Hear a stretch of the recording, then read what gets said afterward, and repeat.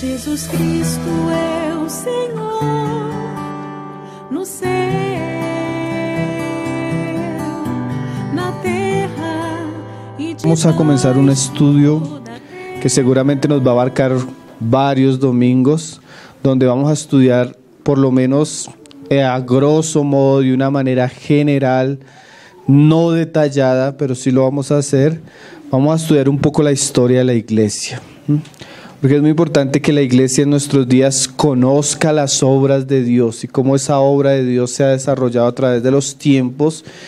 Y es un asunto que, a la par de la ignorancia bíblica que existe en nuestros días, tal vez es el asunto más descuidado por la iglesia, que es la historia misma de la iglesia. Entonces hoy apenas vamos a hacer una introducción general, a leer algunos pasajes que nos estimulan a esto que vamos a hacer. Y vamos a estar orando al Señor, hermano, porque seguramente el Señor tiene muchas cosas preciosas para nosotros en este estudio. Entonces, deudores somos al Señor por lo que hizo por nosotros, deudores somos al Señor por lo que ha venido haciendo a través de la historia, deudores somos aquellos hermanos que dejaron esos registros en libros, y deudores somos a todo eso, que son de alguna manera la herencia de los santos que hemos recibido nosotros en nuestros días. Pero como lo decíamos, lamentablemente es uno de los asuntos tal vez más descuidados de la iglesia en nuestro tiempo.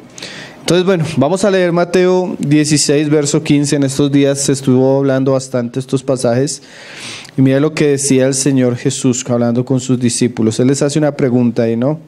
Y Él les pregunta, y Él les dijo, después de preguntarle qué dice el mundo de Él: ¿y vosotros quién decís que soy yo? Respondiendo Simón Pedro dijo: tú eres el Cristo, el Hijo del Dios viviente.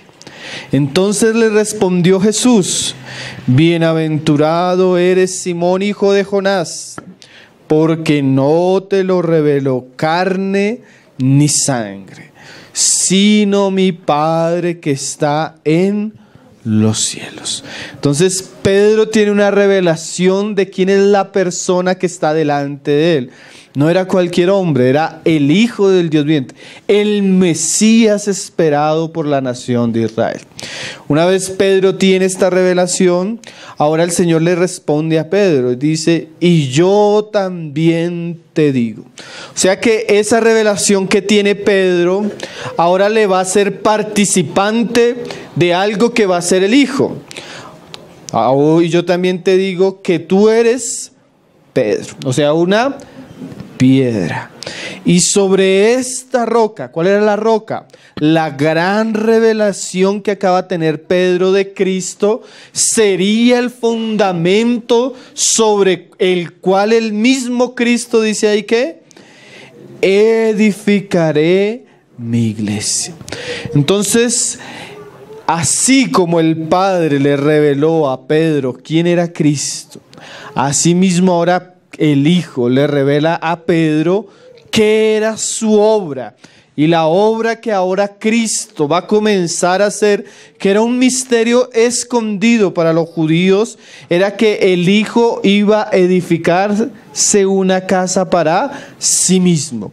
Una casa que no estaría compuesta por ladrillos, sino estaría compuesta por personas. Tú, Pedro, serás una piedra de esta casa cuyo fundamento será mi revelación a vosotros. ¿O quién soy yo? Y dice: y las puertas del Hades no prevalecerán contra ella. Entonces ahora Jesús saca al escenario un asunto: la edificación de su iglesia. Una edificación que se vería enfrentada a las puertas del mismo infierno. Y esa edificación ha venido transcurriendo más de 1900 años. Aquello que Jesús prometió en este pasaje, aquello que Jesús anunció a sus apóstoles, se ha venido cumpliendo. Tanto la edificación como la guerra que se ha levantado contra esta edificación. Y si nosotros, por la gracia de Dios, hemos conocido al Hijo, como Pedro le conoció, viéndole como el Hijo de Dios, como el Cristo, asimismo podemos apreciar, valorar y amar la edificación que el Hijo ha estado haciendo. Y como siempre decimos, esa edificación no comenzó con nosotros. Esa edificación no comenzó con los hermanos que nos precedieron. Esa edificación no comenzó con los grandes misioneros. No comenzó en la Reforma. Tampoco estuvo en el tiempo del papado, sino que es una edificación que lleva siglos. Y es menester de la iglesia conocer cómo ha sido esta edificación y aprender de la gran escuela que nos deja la historia de la iglesia para cada uno de nosotros. Es sumamente importante para nuestros tiempos, hermano. Es ubicarnos en el gran panorama del trabajo de Dios y entender qué tiempos estamos viviendo y qué podemos aprender de lo que sucedió para vivir de la manera adecuada y buscar lo que falta por alcanzar. Ahora leamos Juan 4, verso 35, un pasaje que claramente está relacionado con la obra que iba a nacer los apóstoles, pero que si es aplicado y aplicable para ellos, lo es también para nosotros. Juan 4, verso 35, dice el Señor: ¿no decís vosotros, aún faltan 4 meses para que llegue la siega? Entonces ellos conocían cómo eran todo el asunto de las labores del campo, cuando se sembraba, cuando se cosechaba. Y ellos podían decir claramente: faltan 3 meses, 4 meses para la siega. Pero mira lo que les dice el Señor a sus apóstoles: he aquí os digo, alzad vuestros ojos y mirad los campos. Cuando estuvimos estudiando el Evangelio de Lucas y comenzamos el capítulo 3, recuerdan los hermanos que comenzamos a hablar cómo Lucas sitúa históricamente la manifestación del ministerio de Juan el Bautista y de Cristo. Y decíamos que esto no era un asunto al azar, sino que, como dice Pablo, era el cumplimiento de los tiempos. Tanto Israel como las naciones y la tierra estaba preparada para la gran manifestación del Mesías Salvador. O sea que Jesús veía su tiempo, su época, como el tiempo donde los campos ya estaban, ¿qué? Listos, blancos, dice él, para la siega. Y mira lo que sigue diciendo el Señor Jesús: y el que siega recibe salario y recoge fruto para vida eterna. Pero mira esta frase: para que el que siembra goce juntamente con el que siega. Según lo que vamos a leer, el Señor le está diciendo y despertando a sus apóstoles, mostrándoles que ellos no van a comenzar las labores. Ellos vienen a recoger las labores que otros sembraron. Entonces, ¿quién sembró? Moisés sembró. Antes de él Abraham sembró, después Moisés sembró, después sembró David, sembraron los profetas. Y toda esa siembra del Antiguo Testamento estaba a ser lista para ser recogida. ¿Por quiénes? Por los nuevos labradores, que en esta época serían los apóstoles. Y eso sucedió, y dice el Señor Jesús, para que tanto el que ciega como el que siembra se gocen juntamente. Y si es cierto en este periodo donde el Señor está hablando, ¿cuánto más no es nuestra época, hermano? Si hay algo que nos debería apasionar, si hay algo que nos debería alegrar, si hay algo que nos debería llenar de gozo, es como cuando comenzamos a ver la historia de la iglesia, muchos comenzaron a sembrar. Y no solo sembrar, sino muchos sembraron con lágrimas. Y muchos trabajaron arduamente. El Señor dice una parábola: el reino de los cielos, ya no la historia de Israel, sino ahora el periodo de la iglesia. Él dice: el reino de los cielos es como un señor semejante de familia que salió a contratar obreros para su viña. ¿Sí? ¿Se conoce esa parábola? Y dice que él convidó a unos a la tercera hora del día. Personas que comenzaron a trabajar muy de temprano, podríamos decir, eso fueron los apóstoles, a las 3 de la mañana. Imagínense el trabajo arduo que tuvieron que hacer los apóstoles. Pero dice que los apóstoles no culminaron todo el trabajo, sino que el mismo Señor de la casa salió a la hora sexta y contrató otros trabajadores. Después a la hora novena y después a la hora 11ª. O sea que el Señor ha venido contratando. Pero lo interesante de este pasaje es que el Señor dice que tanto el que ciega como el que siembra se gozan juntamente. Ahora yo pregunto, ¿usted conoce cómo fue la siembra? ¿Usted conoce qué vivió la iglesia en los primeros siglos? ¿Usted conoce qué vivió la iglesia en la Reforma? ¿Cómo ha llegado el Evangelio a la tierra? ¿Usted se puede alegrar con eso? ¿O qué conoce usted más? ¿Quién va llegando a la semifinal del Mundial? ¿Cómo se llama el personaje principal de tal o cual novela? ¿O de tal película? Que la mayoría de cristianos están envueltos en tantas cosas vanas que lo que los debería alegrar y gozar no lo conocen. Tanto es que cuando a veces los hermanos hablan de las cruzadas, ni siquiera el cristiano en su mente puede ubicar en qué tiempo de la historia sucedió. Es como si entráramos a una cueva llena de laberintos donde no sabemos ni por dónde entrar ni por dónde salir. Porque parece ser que esa edificación que Cristo ha estado haciendo a muchos no nos interesa. Nos interesan otras cosas, no nos gozamos, no nos alegramos. Y si hay un tipo de literatura que despierta el corazón, que exhorta y anima el corazón del creyente, es la literatura que tiene que ver con la historia y las biografías de la iglesia. Los que han leído libros saben esto.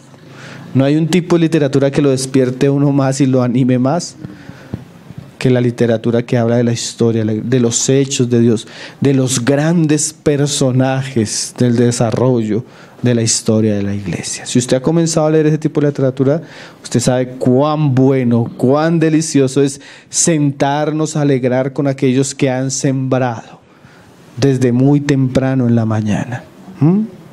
Qué bueno es esto, ¿no, hermanos?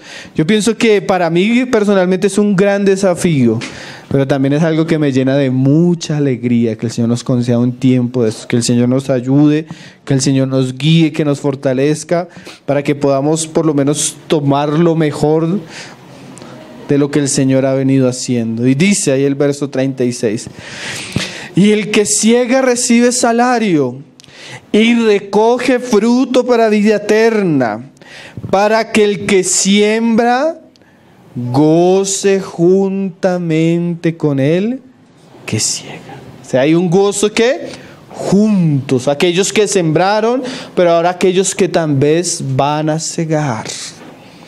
Porque en esto es verdadero el dicho: uno es el que siembra y otro es el que ciega. Y eso es tan cierto, hermano.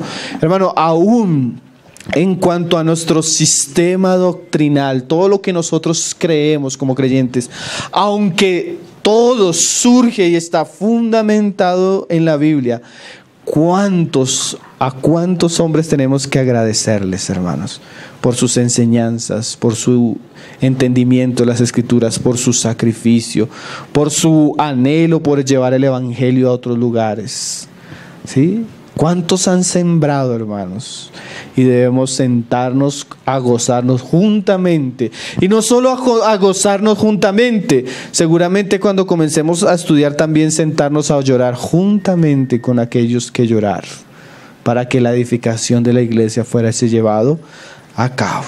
Y dice Jesús: yo os he enviado a cegar lo que vosotros no labrasteis. Muchas veces nosotros hablamos de que, por ejemplo, nosotros entendemos que es la vida de la iglesia. Pero ustedes saben quiénes fueron los primeros hermanos que comenzaron a hablar de la vida de la iglesia. ¿Cómo comenzaron a reunirse en las casas? ¿Por qué? ¿Qué fue lo que los llevó a ellos a esto? Nosotros somos fruto. Esto no comenzó hace 20 años, hermano. Frutos de siglos del Señor trabajar con su iglesia, ir restaurando, ir edificando, ir levantando. Y ahora nosotros llegamos como cuando usted llega a la reunión y se llega a sentar cómodo.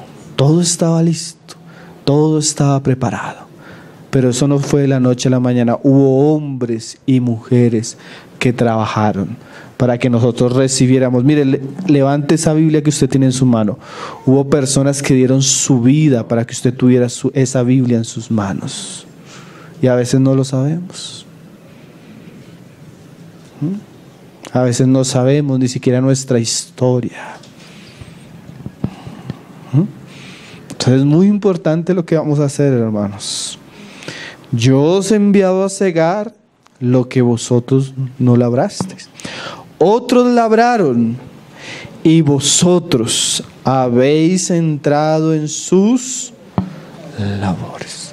Entonces la historia nos va a mostrar cómo somos deudores a grandes hombres, pastores, teólogos, misioneros, personas que hicieron todo lo posible para cooperar con aquel que dijo: yo edificaré mi iglesia.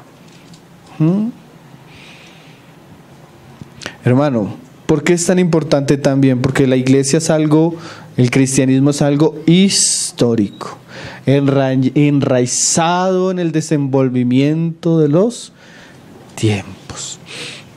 Hay un pasaje en Salmo 78, un salmo que también nos habla de esto un poco. Nosotros también usamos mucho el pasaje de Cantar de los Cantares, ¿no? Señor, ¿dónde apacientas? Si no, tú no sabes qué dice el pasaje.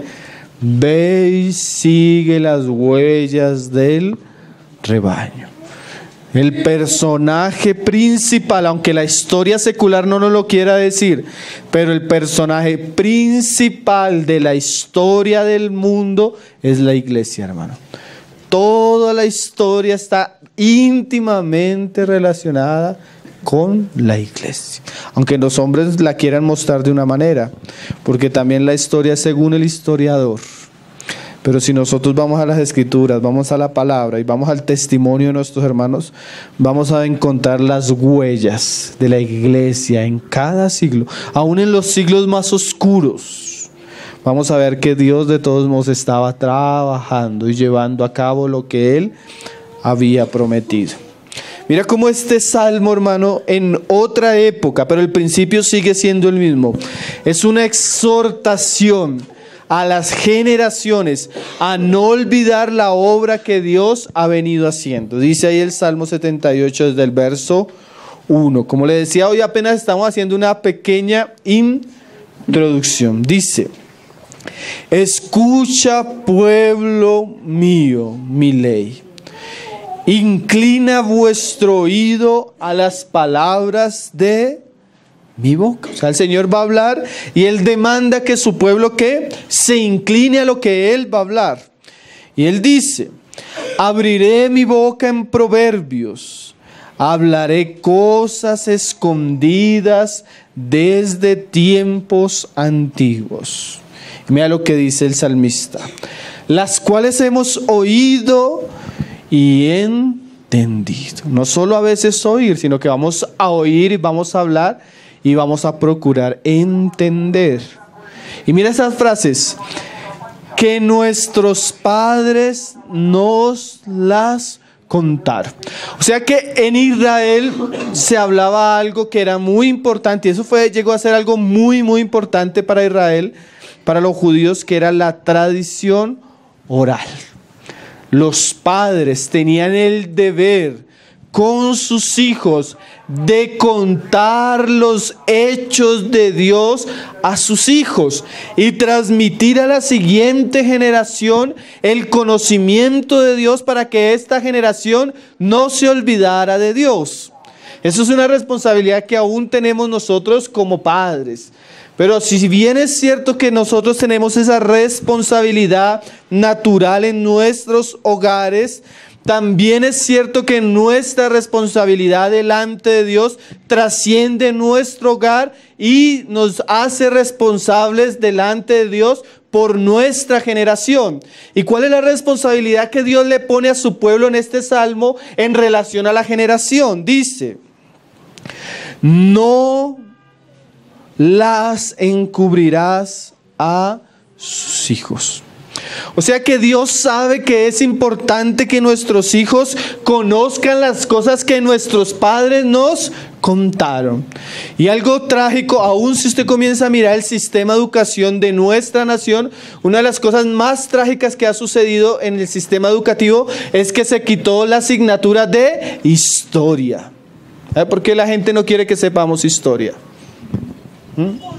Porque un pueblo que no tiene historia es un pueblo que no tiene identidad. Y un pueblo que no tiene identidad es un pueblo que es llevado por cualquier tipo de pensamiento e ideología. ¿Sí? Pero eso, así como pasa en el mundo secular, pasa también en la iglesia. Entonces, como usted no conoce la historia donde se han formado las grandes doctrinas de la iglesia, entonces usted escucha a cualquiera y se deja engañar. Por ejemplo, cualquiera que conozca historia de la iglesia sabe que la doctrina de los testigos de Jehová antes del siglo V ya era una doctrina que había sido totalmente denunciada. ¿Y por qué entonces las personas vuelven a caer en eso? Porque los padres que tenían la responsabilidad de contar los hechos a sus hijos lo encubrieron. Y en vez de contarles la historia de los hechos de Dios, los ponen delante de un televisor para que el televisor los vuelva estúpidos. Y los lleva a vivir fantasías para que ellos no conozcan lo que es real. Porque lo que le venden a usted en el televisor, ¿qué es, hermano? Fantasías, fábulas. Pero lo que deberían conocer nuestros hijos es cómo morían aquellos jóvenes mártires en la arena de un coliseo romano, porque su fe era suficiente para estar en pie delante de un león. Pero eso nuestros hijos no lo saben. Nuestros hijos piensan que ser cristiano es venir un domingo acá, porque eso es lo que usted le ha enseñado. Necesitamos enseñar, hermano, lo que es verdadero, lo que Dios ha hecho. No las encubriremos a sus hijos. Qué responsabilidad, como habla el salmista, ¿no? Nosotros no vamos a encubrir. Contando a la generación venidera las alabanzas de Jehová. O sea, es una responsabilidad de nosotros contarle a nuestra generación y a la generación venidera los asuntos que han traído alabanza al Dios nuestro. Mira cómo dice: y su potencia, cómo Él ha actuado poderosamente a través de los siglos de los siglos. Y las maravillas que Él hizo. A veces los cristianos quieren saber mucho de lo que Dios quiere hacer, pero a veces ni siquiera conocemos lo que Él hizo. Y como no conocemos lo que Él hizo, ignoramos sus obras como algo que no sabemos. Mira lo que Él dice ahí en el 5. Él estableció testimonio en Jacob y puso ley en Israel. Ahora, Él está hablando en un tiempo Pero como nosotros ahora estamos en otro tiempo, ¿será que Dios en nuestro tiempo no estableció un testimonio? ¿Qué hacemos cuando nosotros nos reunimos a tomar el pan y a beber la copa? Nos estamos haciendo testimonio. Ya no es el testimonio de Jacob, sino es el testimonio de ¿quién? De Jesús, el Hijo de Dios, el Cordero. Y ese testimonio va acompañado, como lo dice acá, de una ley, una enseñanza, una predicación. Y dice, lo cual mandó a nuestros padres que la notificasen a sus hijos. Pero ¿cuál es la intención de que el Señor nos mande a notificar sus hechos, sus prodigios y sus maravillas? Para que lo sepa la generación venidera. O sea que la generación venidera debe saber qué ha estado Dios haciendo, cuál es el testimonio de Dios, cuál es la ley de Dios, cuáles han sido las obras que Dios ha venido haciendo. Y los hijos que nacerán y los que se levantarán lo cuenten a sus hijos. Imagínate esto.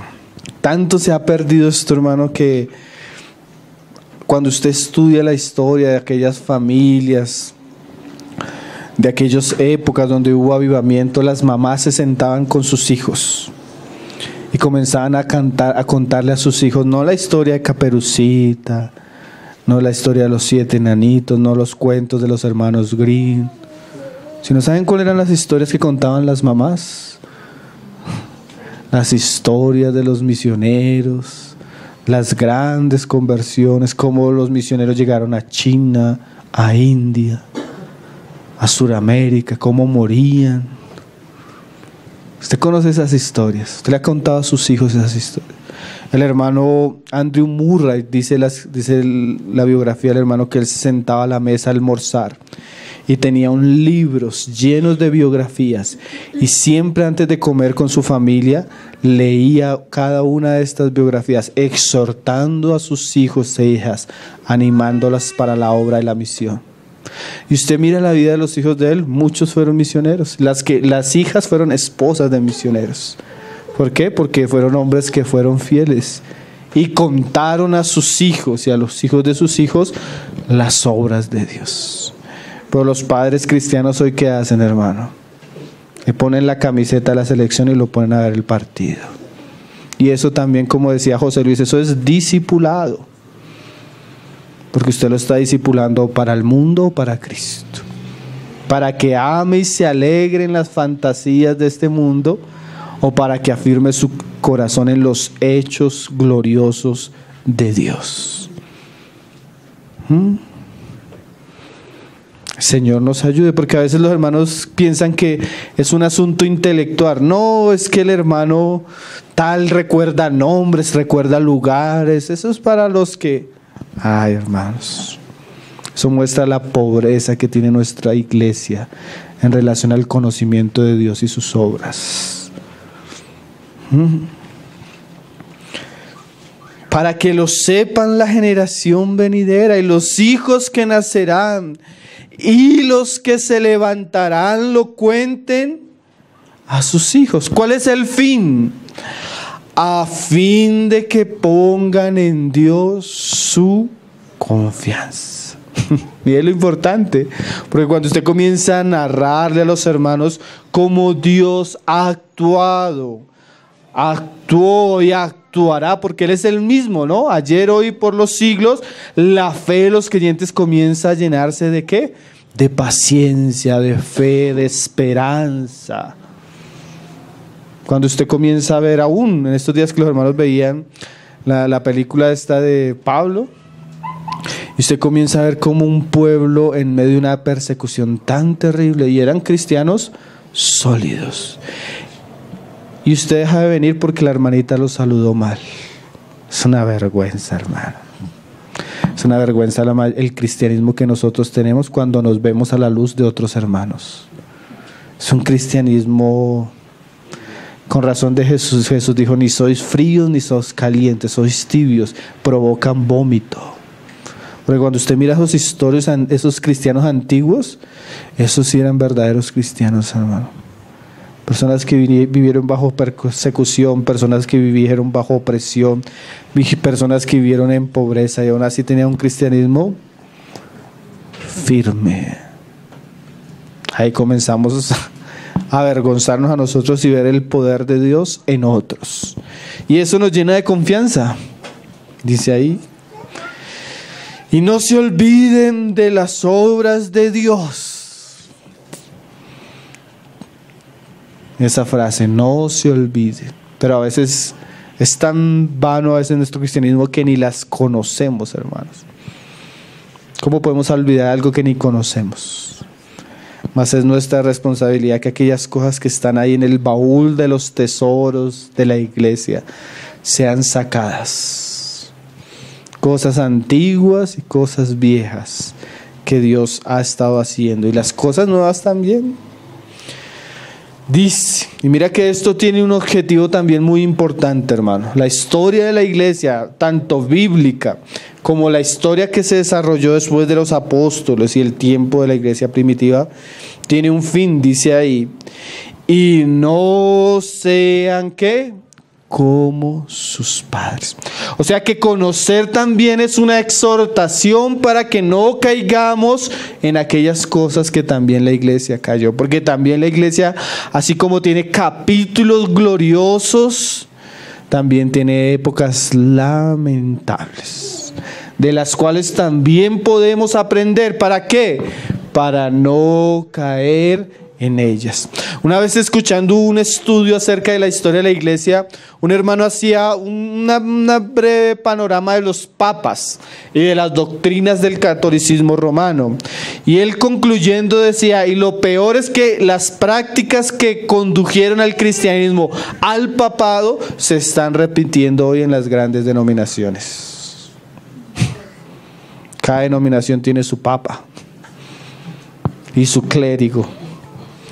Y a veces, ¿por qué sucede eso? Porque no conocemos lo que pasó y tenemos la tendencia a repetirlo.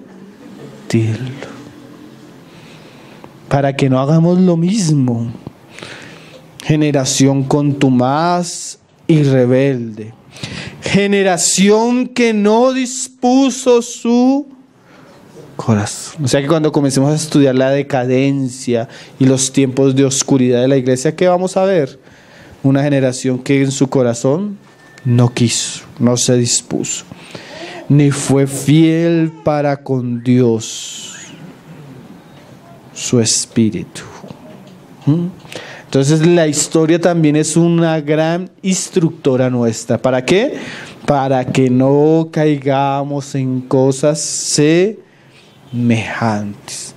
Entonces, hermanos, hoy apenas estamos haciendo una introducción. También es importante porque muchas veces se nos va a hacer una acusación y se nos va a tachar del que el cristianismo es falso, que son mitos, que son historias, pero eso es falso. El cristianismo está intrínseco en la historia de la humanidad.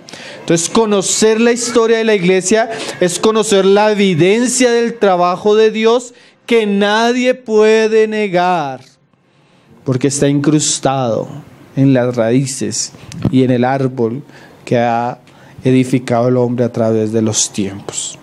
Entonces, como la fe cristiana está llena de actos históricos que nosotros creemos, como la muerte, la resurrección de Cristo y la expansión del Evangelio, entonces es importante que nosotros conozcamos historia también por eso.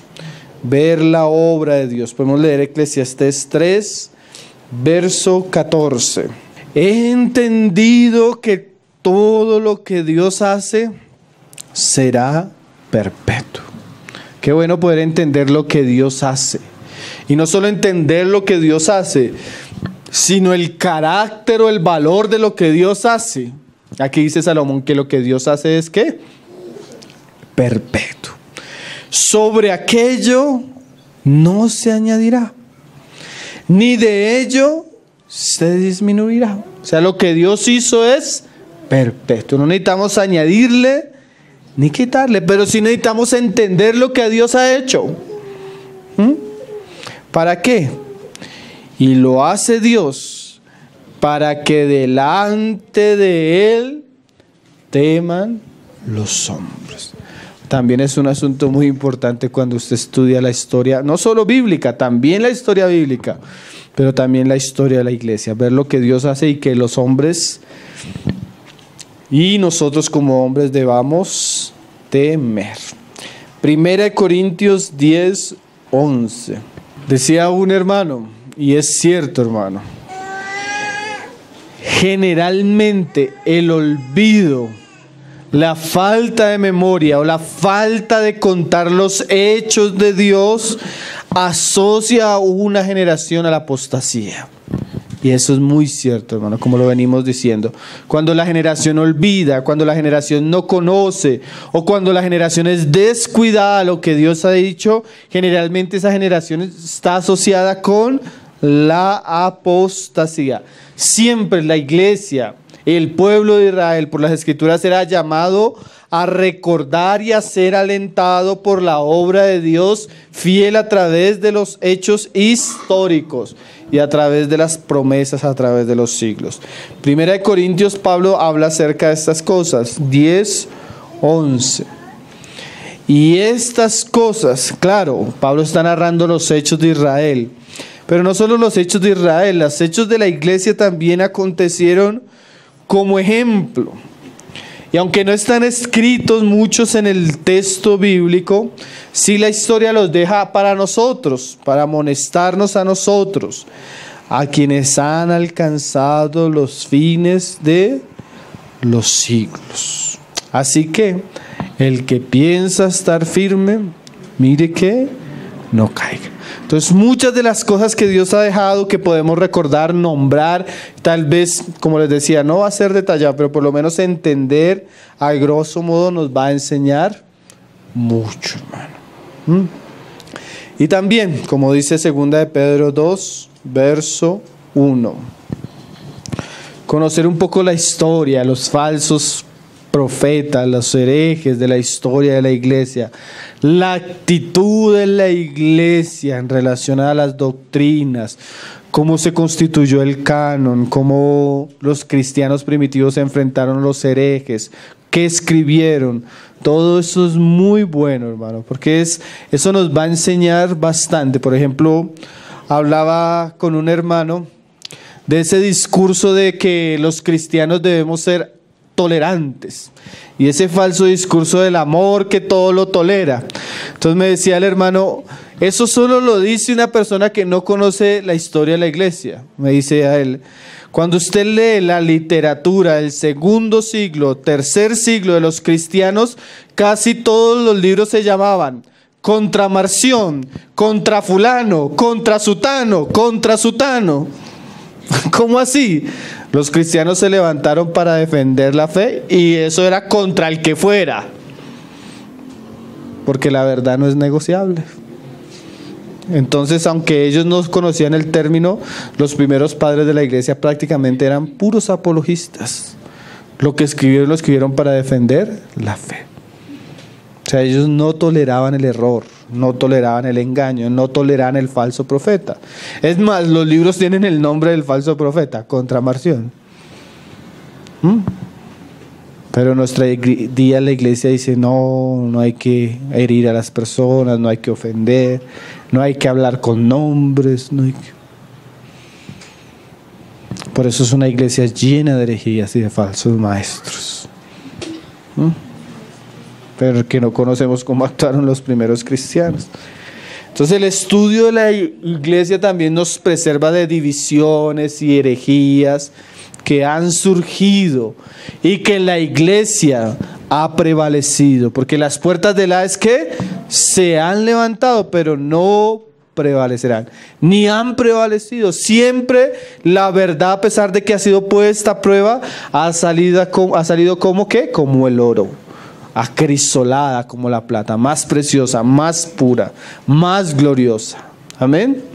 Entonces dice aquí Pedro, pero hubo también falsos profetas entre el pueblo. Y ya lo anuncia la palabra. como habrá entre vosotros falsos maestros. Y nosotros podemos hablar de esos falsos maestros en épocas, con nombres, con doctrinas. Entonces, qué bueno es conocer eso, hermano, porque eso nos va a blindar de lo que ellos hablaron erróneamente, que aún sigue circulando. Porque eso es lo tremendo, que no fue un asunto que quedó allá, sino que el espíritu de error es un espíritu que tiende a reciclarse con los tiempos y a tomar cierta forma y cierta apariencia, que introducirán encubiertamente herejías destructoras y aún negarán al Señor que los rescató, atrayendo sobre sí mismos destrucción repentina. Entonces, unos hermanos decían, los historiadores Braille y Müller, en su libro sobre metodología histórica, ellos decían: la iglesia moderna, usualmente a causa de su ignorancia de los padres de la iglesia, ha tendido a duplicar en su teología muchos de los errores y problemas de los primeros siglos del pensamiento cristiano. ¿A causa de qué? De su ignorancia. ¿Cierto es lo que dice Oseas? Mi pueblo se perdió. ¿Por qué? Porque le faltó conocimiento. ¿Conocimiento de qué? De los hechos y la obra de Dios, de la edificación de la iglesia de Cristo. Hay un dicho muy común, ¿no? El que no conoce la historia está condenado ¿a qué? A repetirla. Entonces, hermano, cuando la iglesia descuida estas áreas, sufre decadencia en su fe, en su práctica y en su doctrina, como lo sufrió en el pasado. Entonces, es importante conocer la historia de Dios, el trabajo de Dios, cómo Dios trabajó ciertos asuntos, el fruto de ese trabajo, y eso nos ayudará por lo menos a evitar y tratar de resolver muchos de los problemas que tenemos en nuestros días. Terminamos leyendo un pasaje ahí en el Salmo 28, verso 5.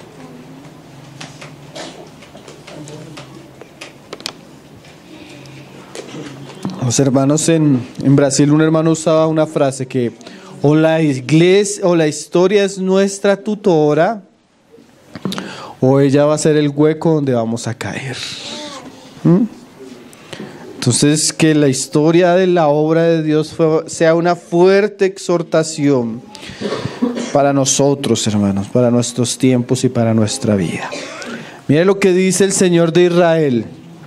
Un Israel que fue rebelde, un Israel que menospreció lo que Dios estaba haciendo. Mira lo que Él habla para ellos. Por cuanto no atendieron a los hechos de Jehová. O sea, fueron personas que no le prestaron atención a esto, descuidaron este asunto, ni a la obra de sus manos. Porque aunque citemos personajes, aunque citemos misioneros, reformadores, padres de la iglesia, en realidad es lo que Jesús dijo: yo edificaré mi iglesia.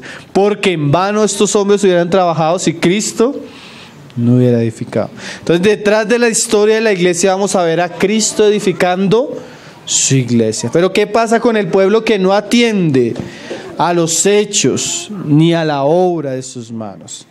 Dice la Escritura: Él los derribará y no los edificará. O sea que un pueblo, mira este asunto, o una iglesia, o la iglesia, o una generación, cuando descuida los hechos de Dios, la obra de Dios, es como si el Señor estuviera diciendo: ahora ustedes no van a participar del asunto. Dice ahí, ¿no? Él mismo que los derribará y no los edificará. Entonces, nuestro deseo, hermanos, comenzar este estudio, que yo creo que va a ser de mucho ánimo, de mucha exhortación, de mucha enseñanza, de mucho estudio. Entonces, el Señor nos dé la gracia, nos anime y estemos orando, hermanos, para que este tiempo sea de mucho provecho, y el Señor va dirigiendo nuestros pasos, para que podamos conocer, así sea a grosso modo, los hechos de Dios y podamos enseñarlos a nuestra generación y a nuestros hijos. Nuestros hijos y nuestros hermanos puedan conocer la obra gloriosa de Cristo a través de los tiempos. Amén. Entonces, bueno, una exhortación para animarnos a estar más presentes y dispuestos en las reuniones, porque seguramente el Señor va a tener muchas cosas preparadas para nosotros. Estar orando, hermanos, estar orando para que el Señor nos ayude. Vamos a dar gracias. Padre, te damos gracias, Señor. Te damos gracias por permitirnos reunir, Señor, por estos tiempos tan preciosos. Ahora oramos porque realmente no queremos ser como aquellos que desecharon o no prestaron atención, Señor. No queremos ser como aquellos que no conocieron, Señor, y por causa de su ignorancia fueron extraviados, Señor. Oramos, Señor, para que tú, por tu Espíritu, nos conduzcas, Señor, a aquellas grandes perlas de tus obras, Señor. Aquellos hechos gloriosos y magníficos, Señor, que tú has venido haciendo a través de la historia, Señor. Queremos ser testigos, Señor, de tu obrar, Señor. Queremos aprender, queremos guardarlo en nuestro corazón.